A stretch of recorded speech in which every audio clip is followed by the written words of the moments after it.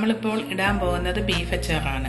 അതിനായിട്ട് നമ്മളിവിടെ എടുത്തിരിക്കുന്നത് 1 കിലോ ബീഫാണ്. അത് ചെറിയ പീസാക്കി അരിഞ്ഞതിൽ ഒരു 2 സ്പൂൺ കുരുമുളക് പൊടി, 1 സ്പൂൺ മഞ്ഞൾപ്പൊടി, ഉപ്പ് പാകത്തിന് ചേർത്ത് 3 വിസിൽ വരെ വെന്ത ഇറച്ചിയാണ് ഈ വെച്ചിരിക്കുന്നത്. ഇതിലേക്ക് 1 സ്പൂൺ ഇഞ്ചി വെളുത്തുള്ളി പേസ്റ്റാണ് ചേർക്കാൻ പോകുന്നത്. 1 സ്പൂൺ മുളക് പൊടി, നമ്മുടെ സാദാ മുളക് പൊടി, 1 സ്പൂൺ കുരുമുളക് പൊടി. ഇത് മൂന്നും കൂടെ ചേർത്ത് നന്നായിട്ട് മിക്സ് ചെയ്യണം. ഇത് നന്നായിട്ട് മിക്സ് ചെയ്തതിന് ശേഷം ഇത് നമുക്ക് ഇനി എണ്ണയിൽ വറുത്ത് കോരണം. നമ്മളിവിടെ വെളിച്ചെണ്ണയാണ് അതിനായിട്ട് എടുക്കുന്നത്. നമ്മളിപ്പോൾ അടുപ്പ് കത്തിച്ച് ഇരുമ്പേട്ടി വെച്ചിരിക്കുകയാണ്. അതിനെ വറുക്കാനായിട്ട് ആവശ്യത്തിനുള്ള എണ്ണയാണ് നമ്മളിപ്പോൾ ഒഴിക്കുന്നത്. ഒരുപാട് ഡീപ് ഫ്രൈ ആകേണ്ട ആവശ്യമില്ല. ഒരു വിധം വറുത്തെടുത്തിട്ട് നമ്മളൊന്ന് അച്ചാറിടുകയാണ്. ഇപ്പം എണ്ണ നന്നായിട്ട് തിളച്ചിട്ടുണ്ട്. അതിലേക്ക് നമ്മൾ കറിവേപ്പില ഇട്ട് കൊടുക്കുക. ഈ എണ്ണയിൽ തന്നെ നമുക്കിനി ഇറച്ചി വറുത്തെടുക്കാം.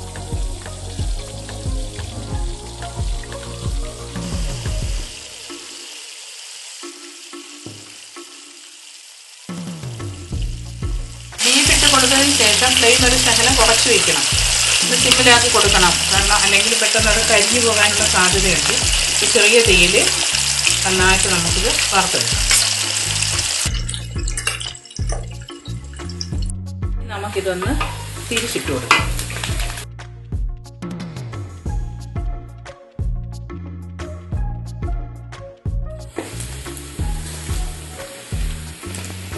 ഇതിപ്പം ഒരു 10 മിനിറ്റ് നമുക്ക് സമയം എടുത്തിട്ടുണ്ട് ഇതൊന്ന് ഫ്രൈ ആയി കിട്ടാൻ.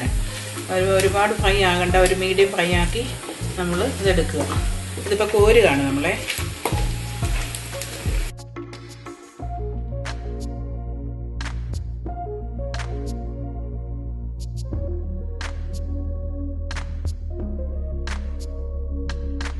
ബീഫ് നമ്മൾ ഫ്രൈ ആക്കി വെച്ച് കഴിഞ്ഞു.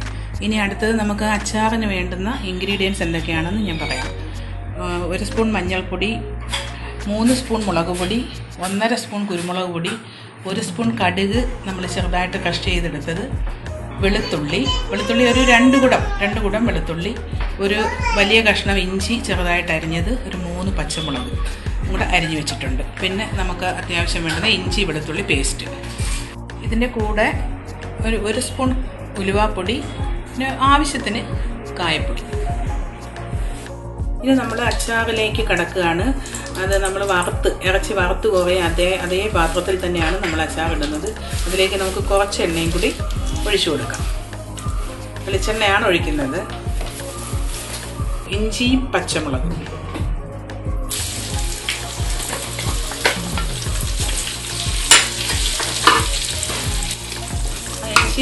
ഇഞ്ചിയും പച്ചമുളകും ഇട്ടിട്ട് നല്ലപോലെ നമ്മളൊന്ന് ഇളക്കി കൊടുക്കണം. ഒന്ന് ഇളക്കി കൊടുത്തതിന് ശേഷം നമുക്കതിലേക്ക് വെളുത്തുള്ളി ഇട്ട് കൊടുക്കാം.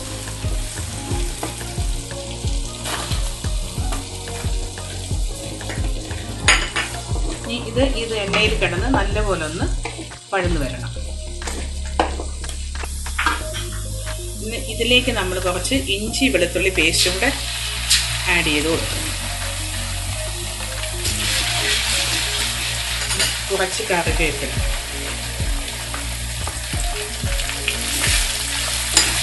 അത് തീ കുറച്ച് മീഡിയം പരുവത്തിലേ തീ വയ്ക്കാവുള്ളൂ. ഒരുപാട് തീ കൂട്ടി വയ്ക്കരുത്. കൂട്ടി വെച്ചാൽ കരിക്കും.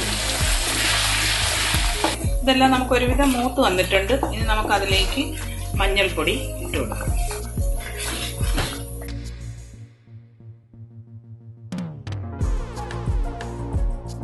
നമുക്കതിലേക്ക് മുളക് പൊടി ഇട്ട് കൊടുക്കാം.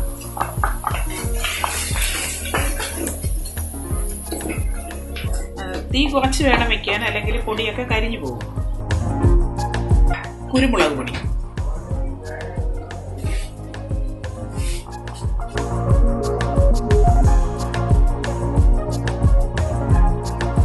കടുക് പൊടി ചെറുതായിട്ട് ക്രഷ് ചെയ്ത് വെച്ചിരിക്കുന്നതാണ്.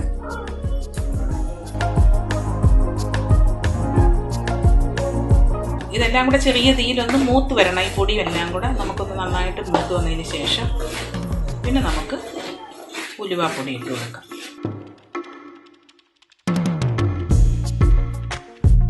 ഇപ്പം മസാല എല്ലാം ഒരുവിധം മൂത്തിട്ടുണ്ട്.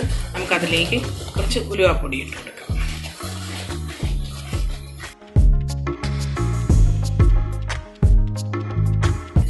ഇതിന് ശേഷം നമുക്കതിലേക്ക് വിനാഗിരി ചേർത്ത് കൊടുക്കാം.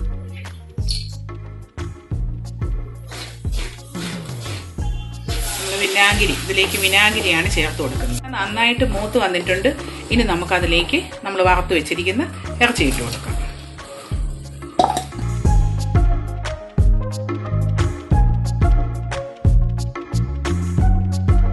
ഇറച്ചിയിട്ട് നന്നായിട്ട് അത് മിക്സ് ചെയ്ത് കൊടുക്കാം.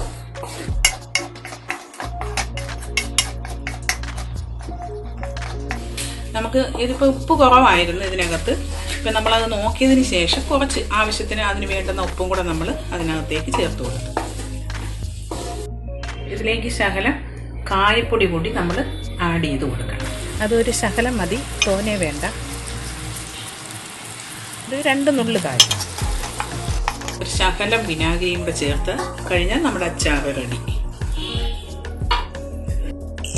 നല്ല മണമൊക്കെ വരുന്നുണ്ട്.